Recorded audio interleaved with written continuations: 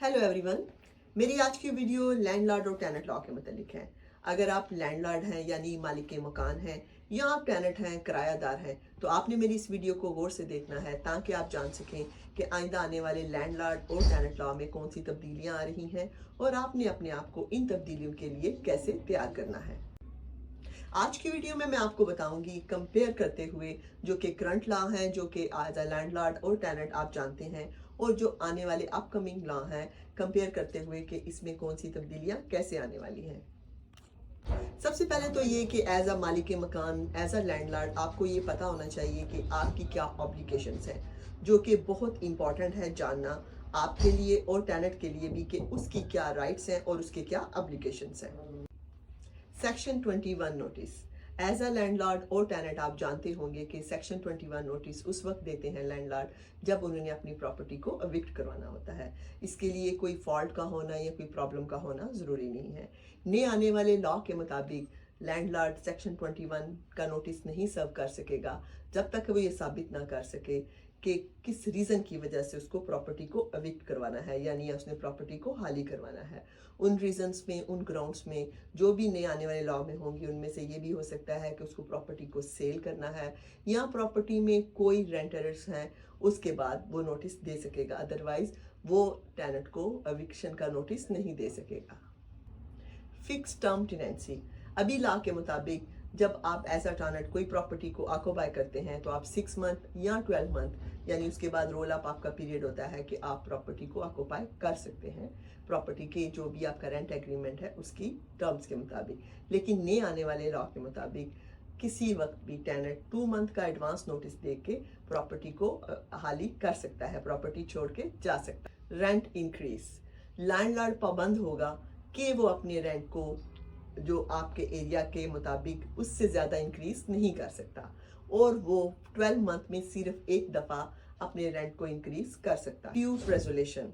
अभी अगर लैंडलॉर्ड और टेनेंट का कोई भी प्रॉब्लम या कोई भी मसला होता है तो वो कोर्ट में जाते हैं, लेकिन अभी के लीगल अमेंडमेंट का एक इंस्टीट्यूट है जो कि लैंडलॉर्ड और टेनेंट में पहले नहीं था, वो बनाया जा रहा है, जिसके बाद अगर लैंडलॉर्ड या टेनेंट में कोई भी प्रॉब्लम या डिस्प्यूट होगा तो उनको कोर्ट में जाने के बजाय, यानी एक्सपेंसिव प्रोसेस के बजाय, वो legal amendment free of cost जा सकते हैं। Tenant protection.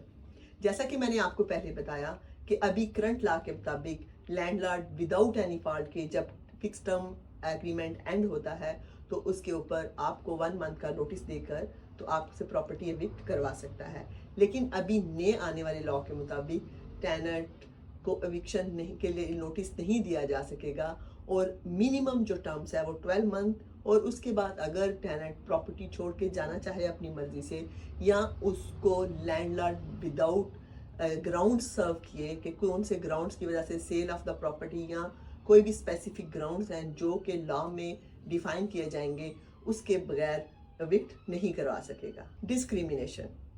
अभी लॉ के मुताबिक अगर आपके साथ पेट्स हैं या आपके साथ बच्चे हैं या आप हाउसिंग बेनिफिट ले रहे हैं तो लैंडलॉर्ड आपको प्रॉपर्टी देने से रिफ्यूज कर सकता है या स्पेसिफिकली रिस्ट्रिक्शन रखता है कि प्रॉपर्टी में ये वेलकम नहीं है।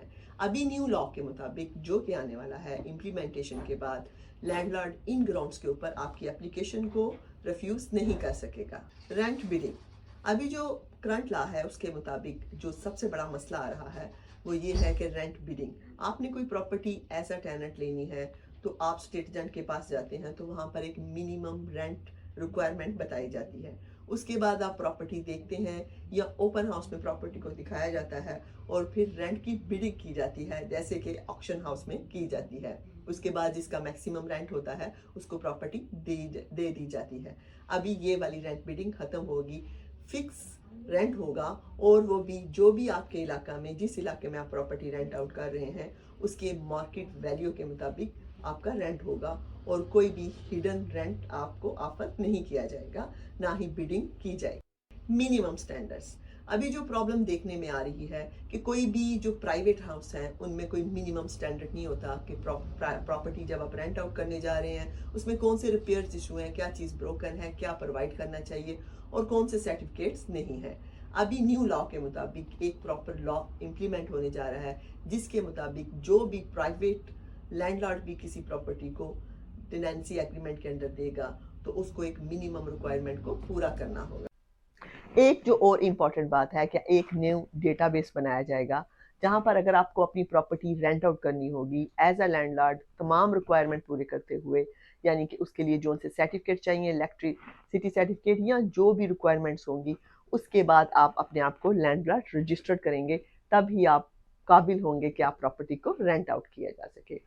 नए आने वाले जो लॉ हैं वो लैंडलॉर्ड के हवाले से थोड़े से डिफ़िकल्ट हो सकते हैं, लेकिन ये एक दूर-रास्ती आप समझ सकते हैं कि एक लॉन्ग टर्म प्रॉब्लम को अवॉइड किया जा सकता है। अगर आप शुरू में ही इन इश्यूज़ को एड्रेस कर लिया जाए और दोनों जो हैं एक पेज पर अगर इकट्ठे होकर चलें, तो बहुत सारी मुश्किलात और बहुत सारी प्रॉब्लम से बचा जा सकता है।